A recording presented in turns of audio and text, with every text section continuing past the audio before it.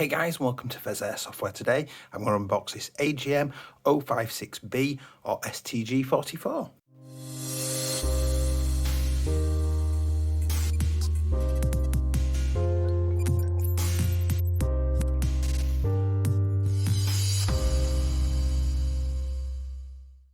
So a quick note on safety: if I'm unboxing, shooting down range, doing disassemblies, I always make sure I'm nice and safe. So I've always got eye protection on just in case something happens. Make sure mags are out and empty, and obviously unless I'm doing the shooting. Obviously that's using chrono, and make sure that there's no ammunition left in anything as well. So make sure you're doing the same. Hi guys and welcome back. If you do enjoy this content today, please do like and subscribe because you'd be really helping me out. So this is one of the first unboxings from the recent Taiwan gun order that you've probably seen. If not, I'll drop a link below. Go and check out that full order coming in and what was in there and what stuff we've got coming up. So this belongs to Dylan, who was really kind enough to let me use it just for an unboxing and disassembly, which is coming soon. So we're going to get straight into it. The box, plain, dead simple, straight easy. The reason I like this particular gun, obviously World War II, like a bit of World War II action. It's built on a version 2 gearbox, which is really nice. They've got some 8mm, I'm not sure if the bearings on bushings, but we'll check that out. And they've got a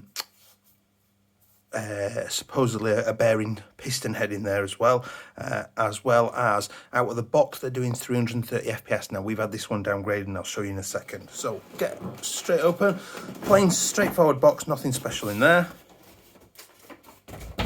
We've got the chrono sheet, so we've had it down. Obviously this is for UK, so we're limited to 350 FPS, so we've got it down to 342 or thereabouts, 340, which is really about where we want it to be, so I'm dead happy with that. There's also the usual manual in there, a little bit of information about where the battery goes, you know, setting the hop, that kind of stuff, fire selection, everything. You've got your cleaning rod, I'll get rid of that. You've got some nice protective polystyrene, which the crack at the end here, I'll just slide that along, it is pretty damn big gun. The crack in the end there obviously indicates that the polystyrene is doing its job, so the gun didn't take it. You also get, let's have a look at this, an 8.4 volt NIM type 1100 milliamp battery. We'll have a look at that fitting in a minute. You get the high cap, which is unique to this gun, with a winding key. Now, love them or hate them, I do find them really useful, but obviously each to their own. The high cap just flips open on the top there, fill your BBs up, and you have got the winder on the bottom, but you can also use the key, which for in between games and things like that can speed things up quickly a lot. We've also got a little sling in there. It's probably not much cop like the other ones that we see in the SEMA ones. It's probably not going to last very long. We've got a 2-prong European style charger, which for us in the UK is unfortunately no good. Never mind. And we get a little bag of twos as well. But here's the piece de resistance. Here's what we're here for. This absolute beauty. Now, I am not on my usual workspace at the minute. Just because that's out of action. I'm on a much smaller table and my tripod and this doesn't fit on as well at the same time. So I'm basically with my tripod fully up as high as it can go and as zoomed out as I can go on my camera. I still can't quite get this thing in. That's how massive it is. Now it is all metal with the exception of the stock, which is a rather lovely piece of wood. And I do like the stock in there. It's quite a nice wood and finish to that. Really nice, actually. I'm really impressed with that. The rest of the body is metal and it weighs an absolute ton. It's really bulky. It's really really well weight. Get my teeth back in. Really weighty and feels really nice and solid. There's no movement in any of it. There's no wiggle anywhere. The only thing I've noticed when I've taken this out is this body pin here. I'm guessing it's missing like an O-ring or something off this side, because I do notice that I barely touch that and it just drops out. So that's something to be aware of. It probably needs a little bit of an O-ring on there. Dylan, I'll see if I've got one small enough to fit. So absolutely rock solid piece of kit. The magazine just goes up and in. That clicks in nice and solid, and mag release is on this side. You just big button and releases it out and it comes out. Now what I will say is it is obviously painted black, but it's like a powder coating I suppose, but it scratches really easy, so it's going to be very quick that you're going to start getting some scratches on there. There goes the body pin, I was talking about. Slide that back in for now. So in there, we've got a plastic, see-through plastic hop chamber M4 style that sits on the front of the gearbox, which is a version 2 M4 style gearbox. So we'll have a look at that in the disassembly video. We'll come to the front and we'll work our way back. So we've got a muzzle brake there that can be removed, and there is, let's check, there is 14mm negative threads. Now, just because it's got 14mm negative threads does not necessarily mean that you should put a suppressor or a trace on it, unless you like winding people up at your site or your friendship group who are into their World War II, in which case then absolutely go ahead and wind them up all you want. So there's your 14mm negative threads, and that pushes back in, and it's got this retaining pin, a little bit like an AK style system. Lock that back in there. So you've then got, obviously, sort of semi-precursor, I suppose this was, to the AK-47. So you've got a leaf sight, which will look quite familiar to us. I'm not sure if this is the original design, because it looks pretty much just like a cloned AK one. Maybe the AKs did directly clone it. If you do know about the real steel version of this, would love to know about the sights. You've also got like a loop sight at the front there, which can't quite get it down there, but they do aim quite nicely and line up quite nicely. And there is a little squeeze, and you can adjust that sight to see down. Then coming into, I can't remember if it's stamped or pressed steel, or is it the same thing? Steel, obviously, handgun.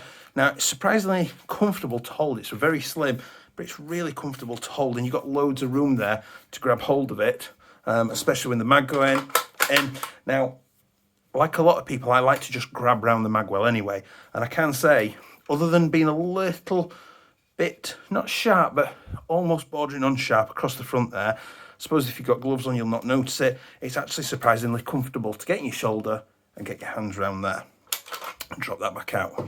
You've got a entirely unfunctional charging handle that does nothing other than just allows you to pull it back, and there goes the body pin again. The ejection port literally just has to be clicked open on its own and click back shut again, and you're sorted. So look again up the mag well. There you've got your clear plastic hop unit. Coming to the back then, again, you've got your metal body, even metal pistol grip. Yeah, it's definitely metal. And then your selector is a click along one. So you've got all the way to the front is safe. Come back onto camera. So all the way along to the front is safe. Click it back, and then you're in semi. Click it back again, and you're in auto mode.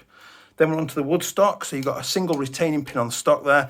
Lovely wood stock, and this is where our battery goes. So to get the battery in, flip it over. Out comes the body pin. Wiggle the stock. It is quite stiff on there. I assume the more often you do this, the paint which keeps it on will scratch off. There we go.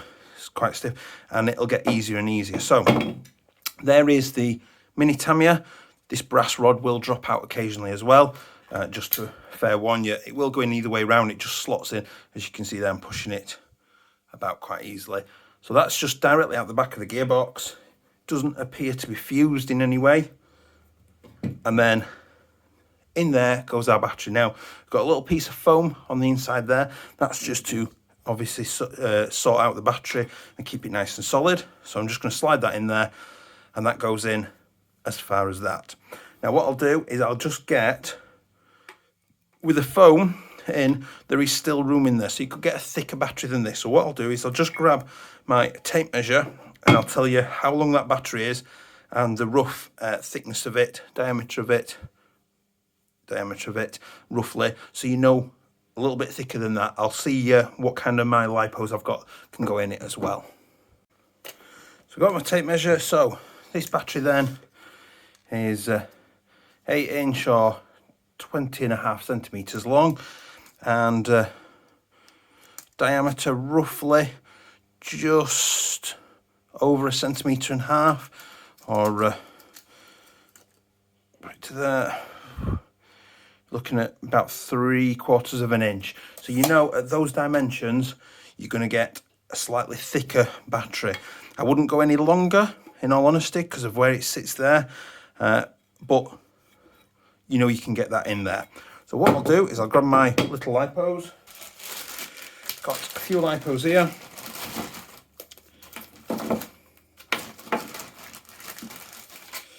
So first I've got, just out of interest, I've got a giant power, and that is absolutely definitely not going to go in. So we know that sort of size of battery won't fit.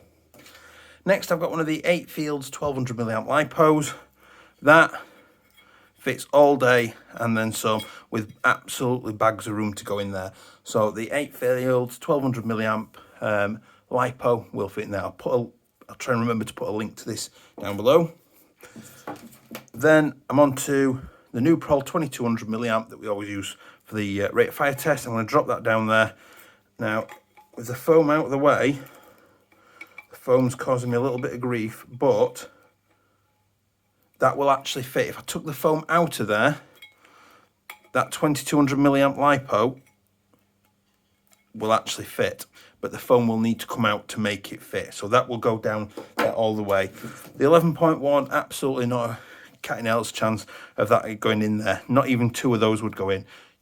So obviously that's no good at all.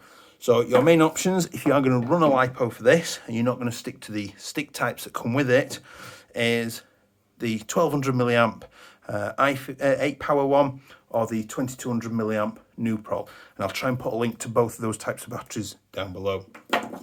So that's the stock and everything. We'll go to the footage of it shooting. I haven't chronoed it just because out of the box, if you don't have them downgraded, they're about 430 FPS. We've obviously had it downgraded to about 340 FPS for UK limits, and I've found in my own personal chronoing that the Taiwan gun chronoing stuff is pretty much spot on within a couple of FPS of my own chrono. The other disclaimer I'm going to make is my chrono seems to be on its way out, so I have ordered a new chrono to replace it because I think it's packed in after sort of 10 plus years of use. So the readings are a little bit dodgy, but I'll let you see what you think.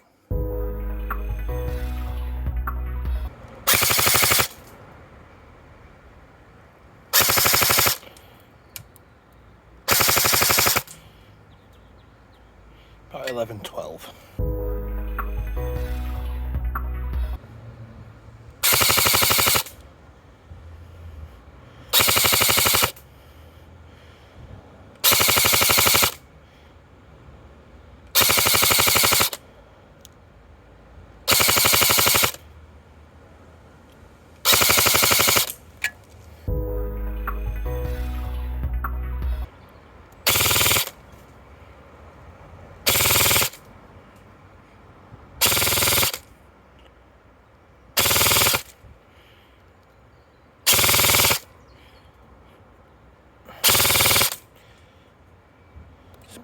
About 18, I think my chrono's on its way out.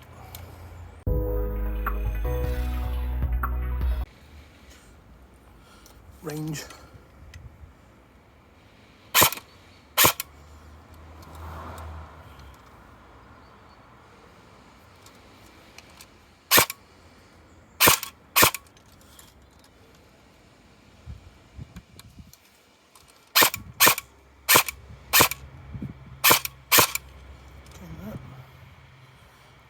That's 30 meters.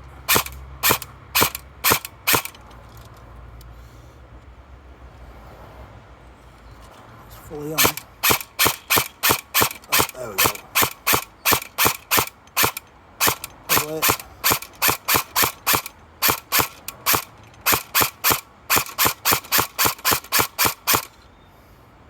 Coming to about 40 to just over 40 meters. Okay, so you could see the chrono wasn't coping very well, and it's been like that for a few days. So I do apologise. So on the 8.4 then, bring that back in. So on the 8.4, it was doing about sort of top end of 11, 12 rounds per second. Now what I did do is I looked at the audio for a second of the actual video, and I can confirm it was about 12 rounds per second. So I was really quite happy with that. I then used the 7.4, obviously they were all fully charged at the time for doing this. So we were getting, despite what the readings were showing, we were getting sort of about 9-10 rounds per second, and I checked that with the audio feed as well and looked for literally just each shot sound wave where the peak was when it shot, and it looked about 9/10 rounds per second on that. And then on the 11.1, obviously we know where it's going to be. It was actually doing about 18 rounds per second, which we got that reading out of the chrono, but I did confirm it and check it with the sound as well, looking at the audio file. So hopefully next time I'm doing an unboxing, we should see a new chrono in it. That said, the range, at first I was really disappointed. Even with the hop fully on, it wasn't doing very much. I remembered then I should have cleaned it, and some of the reviews, or quite a lot of the reviews, have said give the barrel a really good clean, maybe change the hop rubber as well. As soon as the some of the grease cleared out, it was easily clearing out to about 40 meters, which is pretty standard. Obviously, something this big is maybe not going to be ideal for CQB, but in terms of woodland games and things like that, then this would be pretty damn cool. You know, it's quite a piece, especially if you're a World War II reenactor. The fact that it's all metal with a wood stock, which I believe is true to the real life one, is pretty damn impressive, really. Slight letdown with the pin, that the pin needs a little bit of an O-ring on there, but it's a quick and easy fix. The stock I love. I mean, you know I love AKs anyway, and this is kind of the precursor to the AK series, and I particularly like them when they've got really nice quality wood. That wood is beautiful. I'd be interested to see how quick stroke easy it will scratch, but I'm pretty sure it'll at least hold up for a while. But then I always prefer them when they're a little bit battle damaged and a little bit battle scratch. Now I am looking forward to getting into the internals of this just to see what it's like in there. I don't think there's an awful lot that I can actually fully dismantle on this. I think it'll be a case of a couple of bolts and the whole thing will be in pieces, and we'll have it apart. But that'll be covered in the next video. Now these are sort of relatively cheap. Let me just confirm the price. So just double check the price. They're about 100, we paid about £185 for this, which is not bad. We did get 10% off as well in the November sales as well, which is pretty good as well, for an awful lot of metal and some lovely wood. A little bit disappointing in the performance, I think purely because I've come from so many SEMA guns lately, and the SEMA's performed so beautifully out of the box. Slightly disappointed in it compared to the SEMA, but then I can't always expect the same level of performance as those. Body pin, a little bit of a pain, and it possibly needs the motor adjusting, or it needs a little bit better shimming because it is a little bit whiny. But when you're buying Chinese guns, you know, you kind of have that expectation that something either will go wrong or will need doing to it out of the box.